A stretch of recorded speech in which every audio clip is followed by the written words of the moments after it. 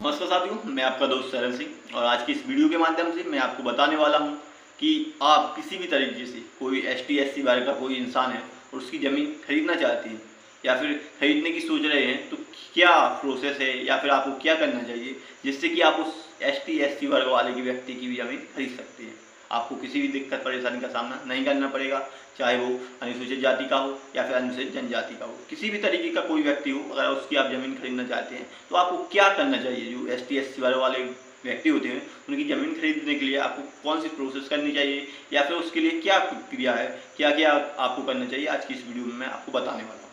तो मैं बता दूँ, आप जब भी किसी भी ST/SC वर्ग वाले की ज़मीन खरीदना चाहते हैं, क्योंकि ज़्यादातर गांव में ऐसी अफवाहें होती हैं या फिर गांव के व्यक्ति ज़्यादातर ऐसा सोचते हैं कि जो ST/SC वर्ग वाले व्यक्तियों की ज़मीन खरीदना बहुत मुश्किल होता है। तो मुश्किल तो होता है, लेकिन कई व्यक्तियों के मन में ऐसी भ्रांति भी होती है कि ST/SC वर्ग वाले की व्यक्ति की कोई भी व्यक्ति है उसकी ज़मीन खरीद ही नहीं सकती या फिर उसकी रजिस्ट्री हो ही नहीं सकती, क्योंकि अधिकतर व्यक्ति गाँव के होते हैं तो उन्हें कानून की जानकारी नहीं होती। जो कानून की अगर उसमें जानकारी होती तो ऐसा कहते ही नहीं कि उनकी ज़मीन खरीद नहीं सकती। हाँ, ऐसा है कि कुछ ST/SC वर्ग वालों की ज़मीन आप नहीं खरीद सकते, उसके लिए शर्तें हैं या फिर उसके लिए दायरे बनाए गए हैं। तो वो आज की इस वीडियो में मैं बताने वाला हूँ कि कभी भी अगर आप ST/SC वर्ग वाले की व्यक्ति की ज़मीन खरीदते हैं तो उसके लिए आपको क्या करना होगा, क्या प्रोसेस होगी। तो सबसे पहले मैं आपको बता दूं कि ST/SC वर्ग वाले की ज़मीन, अगर किसी भी व्यक्ति की आप ज़मीन खरीदते हैं तो उसके लिए आपको कलेक्टर से मंजूरी लेनी पड़ती है। आपको ऐसी मंजूरी लेनी पड़ती है कि उस व्यक्ति की ज़मीन आप खरीद रहे हैं तो कलेक्टर जब मंजूरी दे देगा उसके बाद ही आपकी जो ज़मीन होगी उस व्यक्ति की जो आपके नाम होगी। जो ST/SC वर्ग वाला व्यक्ति होगा, जो अनुसूचित जनजाति या फिर अनुसूचित जनजाति का होगा या फिर किसी भी तरीके से कोई भी ST/SC वर्ग वाला व्यक्ति होगा, उसकी ज़मीन आप आसानी से खरीद सकते हैं। आपको कोई परेशानी का सामना नहीं करना पड़ेगा। तो आप जब कलेक्टर की मंजूरी लेने जाते हैं कभी भी उस व्यक्ति को लेकर जिसकी आप ज़मीन खरीद रहे हो, वो ST/SC का वर्ग का व्यक्ति है, तो आपको उसके लिए यह देखना होगा कि जो उस व्यक्ति की पहली बात की जो किसी भी तरीके से वह कमज़ोर है या फिर उसको ऐसा कोई आर्थिक सहायता की ज़रूरत है या फिर उसको मेडिकल की ज़रूरत है या फिर उसका स्वास्थ्य खराब है,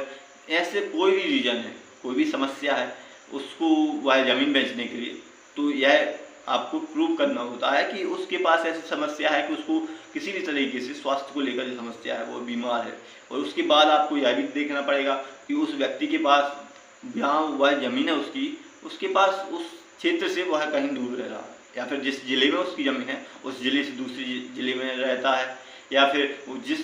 राज्य का है, वो मान लीजिए किसी भी तरीके से वो मध्य प्रदेश का है और वह उत्तर प्रदेश में रह रहा है, मान लीजिए किसी भी दूसरे स्टेज में रह रहा है और वह जिस स्टेज का है उसमें नहीं रह सकता, उसको ज़मीन करने में या फिर खेती करने में दिक्कत का परेशानी का सामना करना पड़ेगा। या फिर जो व्यक्ति वह ज़मीन जो जिसके नाम पर है वो ST/SC वर्ग वाला व्यक्ति है, वो उस ज़मीन को या फिर उसको जो ज़मीन है उसके पास अधिक ज़मीन है,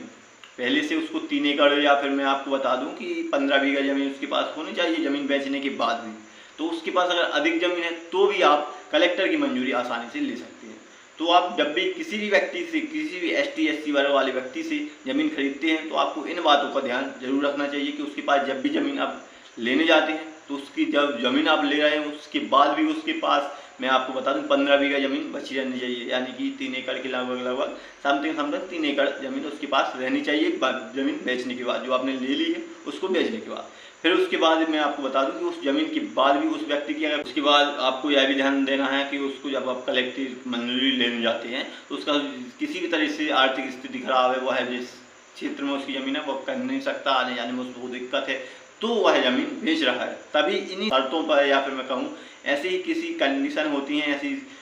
कई प्रकार की कंडीशन होती हैं, उस पर ही कलेक्टर मंजूरी देते हैं। तो आप कभी भी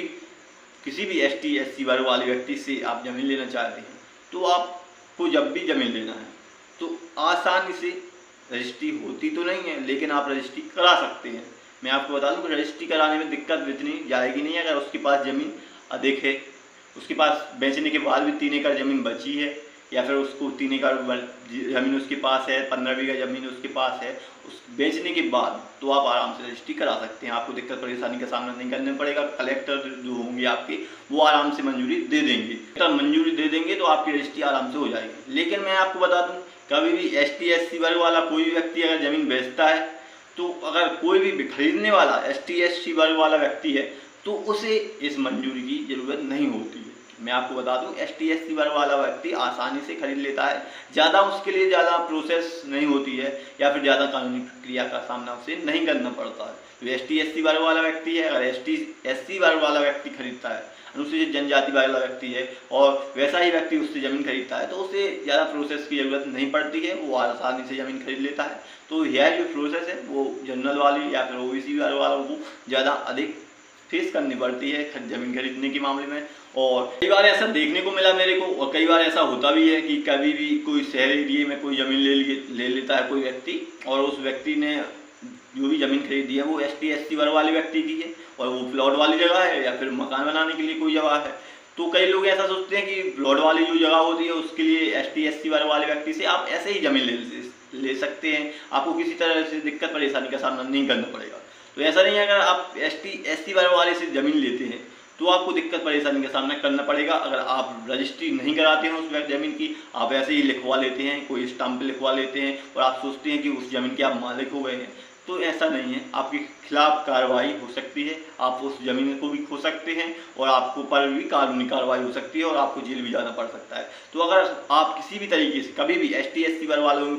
किसी भी तरीके से, चाहे वो खेती की ज़मीन हो चाहे वो प्लॉट की ज़मीन हो, आप उसकी रजिस्ट्री कराएं और कलेक्टर की मंजूरी जरूर लें। कलेक्टर की मंजूरी ले लेते हैं और उस ज़मीन को जब रजिस्ट्री कराते हैं तो उसके बाद आपको दिक्कत परेशानी का सामना नहीं करना पड़ेगा। लेकिन कई बार ऐसा देखने को मिला है मेरे को, तो मैंने आपको जानकारी दी है कि कभी प्लॉट या फिर आप शहर की ज़मीन को सब सोचते हैं कि वो ST/SC वर्ग वाले व्यक्ति की नाम पर है और उसकी रजिस्ट्री कराना अनिवार्य नहीं है, आपके पास कार्रवाई नहीं होगी, वो खेती की ज़मीन नहीं है, तो ऐसे में भी आप पर कार्रवाई हो सकती है। तो आप सतर्क रहें और सावधान रहें, और आप कभी भी किसी भी ज़मीनी मामले पर या फिर किसी भी मुद्दे पर आप कोई भी सवाल जवाब पूछना चाहते हैं तो आप हमें कमेंट में पूछ सकते हैं। और अगर आपको यह जानकारी अच्छी लगी हो तो वीडियो को लाइक कर दें और अपनी इस वीडियो को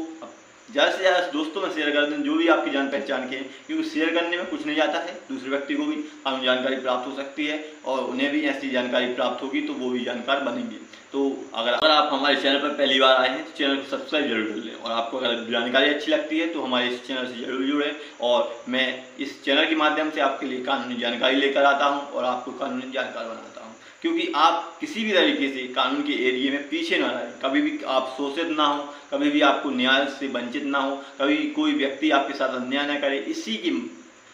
इसी के लिए मैं आपको कानूनी जानकारी बनाता हूं, और आप अगर हमसे जुड़ेंगे तो आप किसी भी तरीके से किसी भी मुद्दे में नहीं फंसेंगे, और आप अगर फंस भी जाते हैं तो आप हमारे इस वीडियो के माध्यम से या फिर इस चैनल के माध्यम से कभी भी किसी भी तरीके से आप कमेंट करके पूछ सकते हैं, कभी भी। और आप अगर हमारा नंबर चाहते हैं तो आप हमें कमेंट में पूछ सकते हैं, हम आपको नंबर भी देंगे और आपको कॉल पर भी सलाह दे सकते हैं। तो आप हमें कमेंट करें, किसी भी मुद्दे पर, किसी भी टॉपिक पर, कोई भी समस्या है आप हमें पूछ सकते हैं। धन्यवाद दोस्तों, फिर मिलते हैं नेक्स्ट वीडियो में, तब तक जय हिंद, जय भारत।